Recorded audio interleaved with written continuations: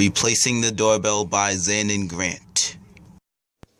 The materials you will need to complete this task are screwdriver, voltmeter, screws and anchors, a new doorbell, and electrical tape. I am now testing power going to the button in itself. Testing voltage on the transformer. This is me testing the wire to make sure that there's a current going through it. Installing the new doorbell. Connecting the wires to the bell. Again. Completed project.